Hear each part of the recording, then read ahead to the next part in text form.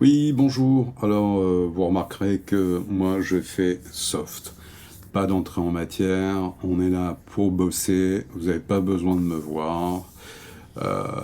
Une petite image sur le côté. D'ailleurs, vous envoyez une ici. Et toc, bien fait pour moi.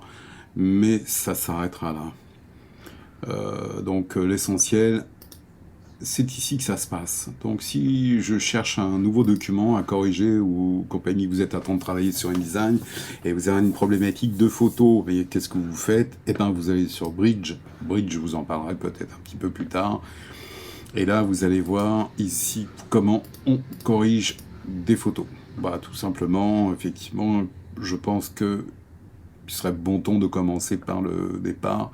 Si vous avez un problème de lumière, par exemple comme sur cette photo-là ou cette photo-là, je vais vous ouvrir cette photo, celle-ci et celle-là. Voilà, on va dire que au moins c'est ces deux photos-là à mettre en œuvre. Mais il faut que vous compreniez pourquoi je vais devoir corriger, comment je vais le corriger. Donc je vais double-cliquer là-dessus.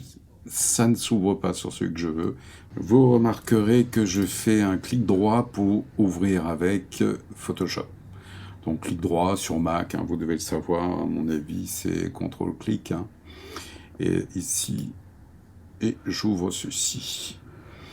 Ici, il me demande un certain nombre d'informations, comme là, incorporées. Donc, ce sont les profils colorimétriques incorporés dans l'image ou dans l'espace de travail. Remarquez que dans l'espace de travail, je n'ai pas modifié ceci. Donc, je vais ici supprimer, ne pas rentrer dans ce détail-là. Voilà. Hop, j'ouvre.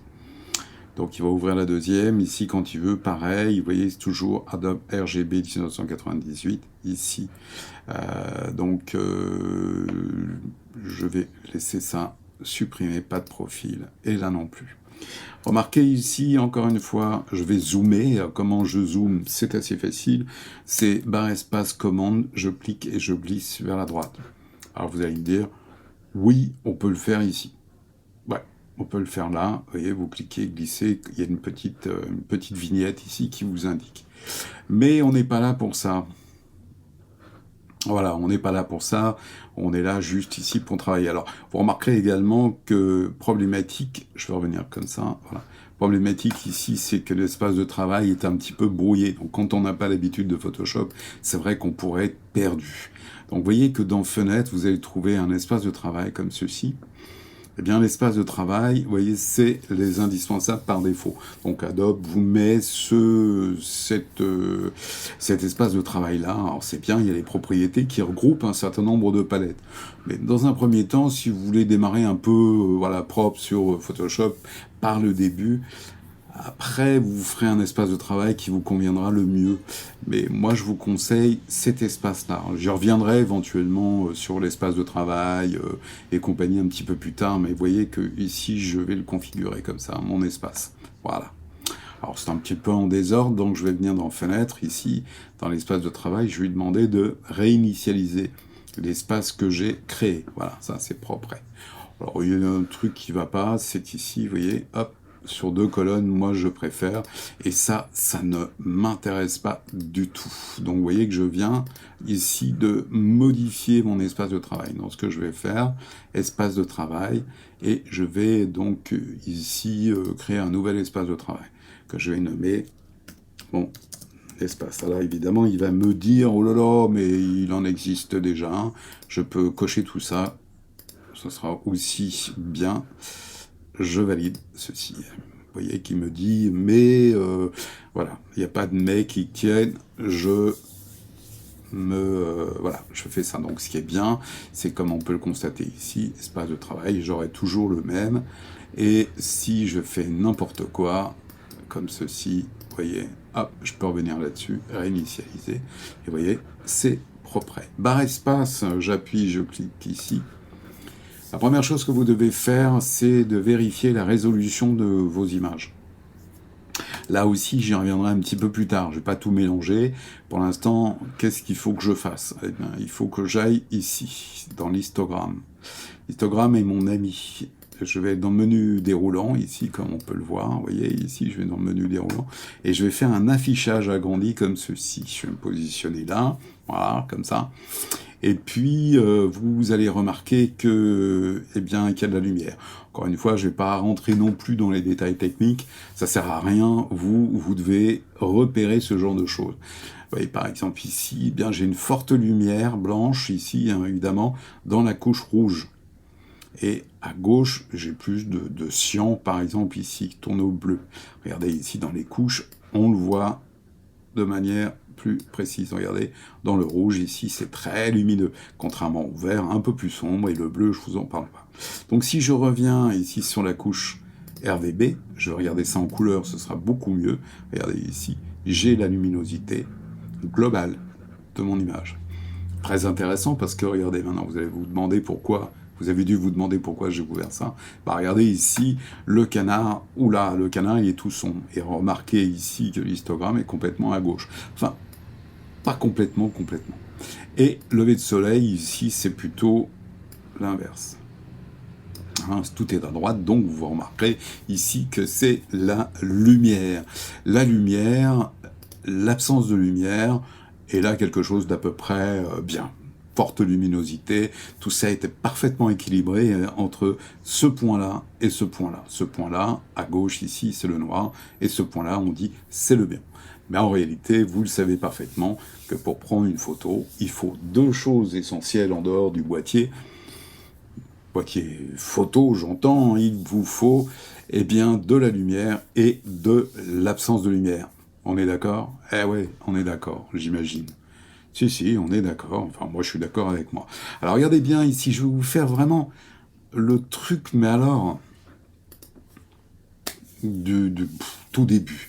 Vous voyez, ça n'a pas beaucoup changé. Regardez, moi, ce que je fais. Hop, je vais glisser ça comme ça, ou je viens dans le menu déroulant ici, et je fais dupliquer le calque. Hein, ici, dupliquer le calque. Vous voyez, ici, c'est ce que j'ai fait là, en glissant ceci. Vous voyez, ce calque-là, je l'ai glissé sur la petite plus qui est là. Voilà. Ça, c'est... Oui, pourquoi? Parce que, évidemment, comme ça, je ne vais pas abîmer l'arrière-plan. Je vous explique comment je vais faire. Pour modifier ceci, la lumière, puisqu'on constate à travers l'histogramme, qu'on peut voir là, eh bien, que c'est sous-exposé, eh bien, je vais aller le régler. Réglage, ici. Je pourrais choisir luminosité, contraste, niveau, courbe, exposition, vous voyez, ce genre de choses. Si je fais luminosité, contraste, regardez, on peut faire des choses sympas, regardez. Ouh, mais là, regarde, je pousse un certain nombre d'informations. Ce que je vous raconte là, c'est valable évidemment, même si vous avez un Photoshop qui date des années 90. Hein. On s'en fout complètement, c'est exactement la même chose. Ça n'a pas évolué de ce côté-là. Et moi, je n'aime pas trop l'automatisme. Donc, si vous aviez ça au tout début, ça c'était interdit, vous voyez, parce qu'il se présentait de cette façon-là. Regardez, si je fais ça, vous avez vu, je pousse l'histogramme ici. Et là, je perds tout un tas de trucs. Voilà, je peux rajouter du contraste. Oui, mais là, je ne sais plus où j'en suis. Donc là, non, on va pas y aller. Je vous rappelle que c'est vous qui avez décidé de venir là-dessus parce que vous faites de la mise en page. Et mes cours, c'est basé là-dessus. Donc, on découvre, on est infographiste, on n'est pas spécialiste de Photoshop. Je pourrais aller dans les courbes c'est drôlement bien les courbes, sauf qu'il faut un peu d'apprentissage, aller un tout petit peu plus loin qu'on ira pour l'instant. Donc là, on va laisser tomber. Eh bien, je vais aller directement là où il faut, c'est-à-dire dans niveau. Et dans les niveaux ici, vous allez voir qu'il y a également une représentation de l'histogramme ici. Et là, vous avez les entrées de lumière, comme ceci, vous voyez, j'allume la lumière ici, et ici, j'éteins la lumière. Donc là, il faut, celle-ci, on n'y touche pas, eh bien, c'est la moyenne, si vous voulez. Niveau de grille, c'est la moyenne. Donc là, pour que je puisse savoir jusqu'où aller, parce que c'est un petit peu le problème, c'est jusqu'où je peux aller là-dedans. On va regarder d'où vient la lumière. Pour cela, je vais appuyer sur Alt ou Option, que ce soit PC ou Mac, c'est pareil, je clique, et regardez, tout en gardant option appuyée, bien entendu, et regardez ici, je vais pousser comme ceci vers la gauche, et là je vais commencer à voir apparaître ici la lumière sur la couche rouge. Hein, vous voyez que ici, hop, la couche rouge, ici. Donc on voit effectivement immédiatement que la lumière arrivait bien d'au-dessus. Donc là, je vais venir là, et je vais régler en fait le point blanc, c'est-à-dire qu'aller chercher ici le point le plus blanc de mon image. Donc regardez ici, je le vois apparaître, je ne sais pas si vous le voyez à l'écran, regardez, il se situe à ce niveau-là. C'est pour cette raison qu'une image, on la corrige toujours en zoomant dans l'image. Hein, vous voyez ici, hop, assez gros. Et là, je m'arrête.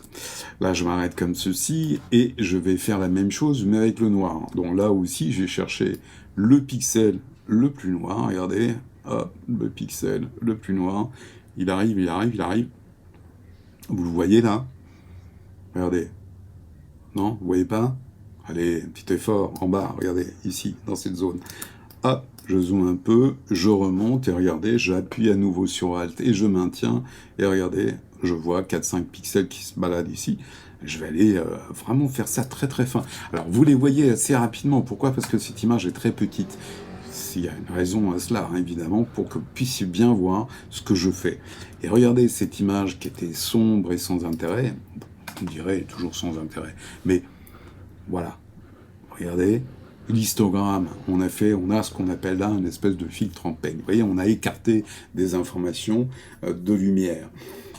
Ici, je n'ai rien rajouté, évidemment, rien enlevé, rien rajouté. J'ai simplement étendu ici cette zone de lumière. Je valide. Et voilà. Avant, après. Vous voyez, c'est très simple. Je peux faire exactement la même chose ici avec pas cette image-là, puisqu'elle n'a pas d'intérêt. Ceci dit, on peut aller voir. Regardez ici, je pourrais aller jeter un œil. Vous voyez, ici, pour voir. Voilà. Regardez. Ah oui. Bah, la lumière, vous voyez qu'elle arrive bien ici, hein, en premier. Et là, le noir, bah, vous voyez le pic qu'elle a. Eh bien, le pic qu'elle a qui me dit que, oula, j'ai déjà pas mal de noir, vous voyez, ici. Et là, dans le trou, ici, on peut revoir, regardez, ici, on est d'accord, hein. Donc voilà, je peux pas vous montrer tout en appuyant, ça marche pas. Donc celle-là me paraît bien étalonnée. Donc on va pas y toucher, hein, ça sert à rien. Par contre, ici, lui là, on va essayer de faire quelque chose. Bon, je vous encourage pas, hein, cette image est petite, et elle est tout aussi sans intérêt, mais je l'aime bien parce que on peut rencontrer ce genre de choses. Alors n'oublions pas, on est en JPEG, on peut essayer de faire quelque chose. Un conseil que je vous donne, évitez si c'est vous qui faites les photos, ou si vous demandez les photos, eh bien, évitez de les avoir en JPEG. Ce serait mieux de les avoir sous le format RAW ici. J'en reparlerai dans un autre cours si toutefois ça vous intéresse. Donc là, je vais faire la même chose.